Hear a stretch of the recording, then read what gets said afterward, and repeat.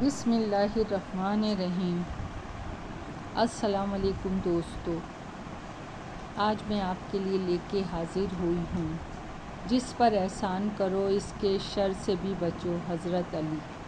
جینے کی حسرت۔ فریدہ سے میرا بیاہ بڑا ہی ڈرامائی انداز میں ہوا تھا۔ مجھے شادی بیاہ کا شوق نہیں تھا، غریب گھرانے کا لڑکا تھا، امیر بننے کی بھی ہوس قطعاً نہیں تھی۔ دل میں ایک آرزو ضرور تھی کہ اپنی بھولی بھالی سی بیوہ ماں کے قدموں میں خوشیوں کے ڈھیر لگا دوں۔ محنت مزدوری کے ساتھ ساتھ تعلیم بھی جاری رکھی۔ میٹرک کا امتحان دینے کے لیے ملتان جانا پڑا تھا۔ وہاں رہائش کا کوئی بندوبست نہیں تھا۔ میری والدہ بڑی پریشان ہوئیں۔ وہ ہر قیمت پہ مجھے امتحان دلانا چاہتی تھیں۔ امتحان میں 1 ہفتہ رہ گیا تھا۔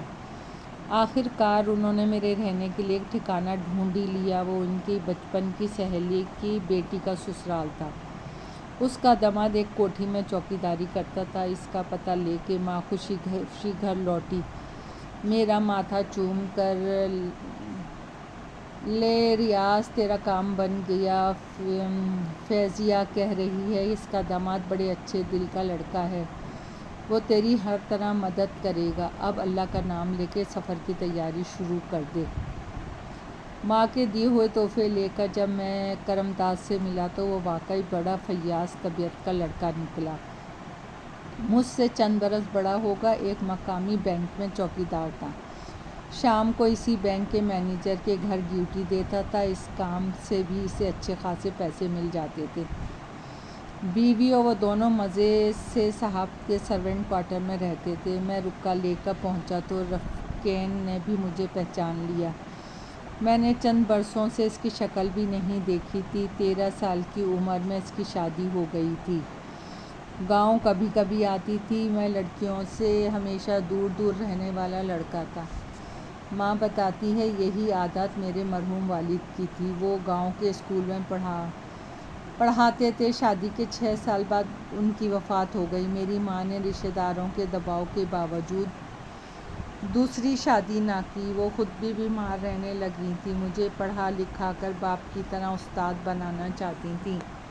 میں شروع سے پڑھائی کی طرف راغب ہو گیا۔ گاؤں کے نوجوانوں کے کھیلوں سے رغبت پیدا نہ ہو سکی۔ لڑکیوں کی آنکھوں کی زبان پڑھنے کی صلاحیت سے بھی محروم رہا۔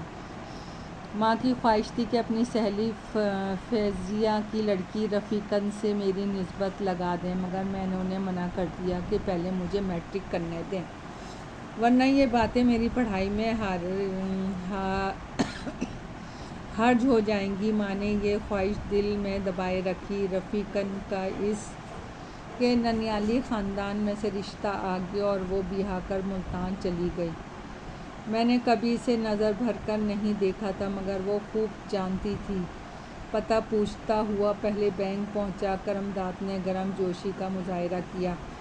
بینک سے چھٹی لے کے مجھے گھر لے آیا۔ رفیقن نے پہچان کر آؤ بھگت کی۔ ان کے کوارٹر کا ایک ہی کمرہ تھا۔ بولی، ویر میں چھوٹی بیوی کے کمرے میں سو جاؤں گی، تم جب تک چاہو یہاں رہو۔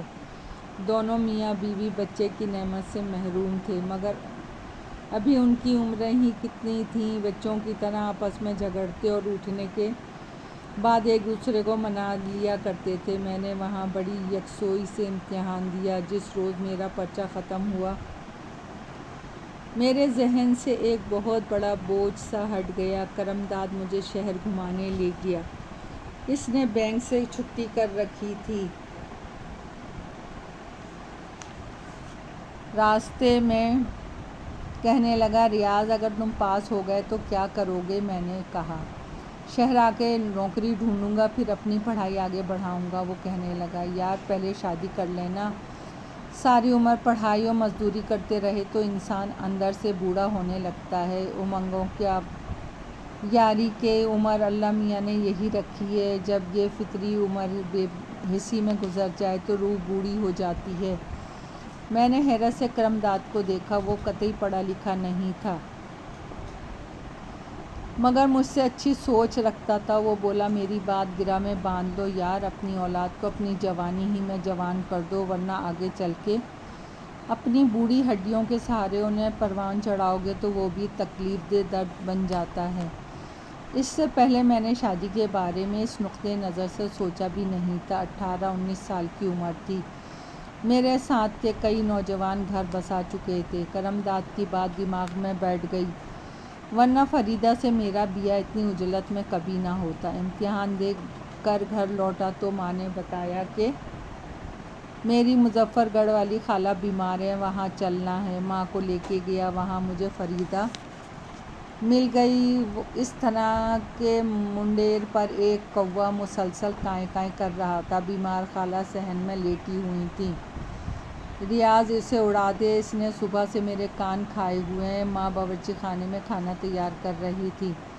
میں کوٹھے پہ چلا گیا۔ سردیوں کے دن تھے، دھوپ اچھی لگ رہی تھی، ہاتھ میں کتاب تھی۔ سوچا میری موجودگی میں کوا چھت کی منڈیر پہ نہیں بیٹھے گا۔ وہ بھی ایک ڈھیٹ تھا، مجھے دیکھ کر نہ ڈرا، دوسری طرف جا بیٹھا۔ میں نے کندھے سے تولیہ اتارا اور اسے مارنے کو دوڑا۔ بس اسی عمل نے میری قسمت کو موڑ دے دیا۔ سامنے والی چھت پر نگاہ پڑ گئی، میں ٹھٹک کے رک گیا۔ ایک مرد نے ایک لڑکی کو بازو سے پکڑا ہوا تھا اور مسلسل جھٹکے دے رہا تھا۔ شاید وہ اسے دھمکا رہا تھا یا مارنا چاہتا تھا۔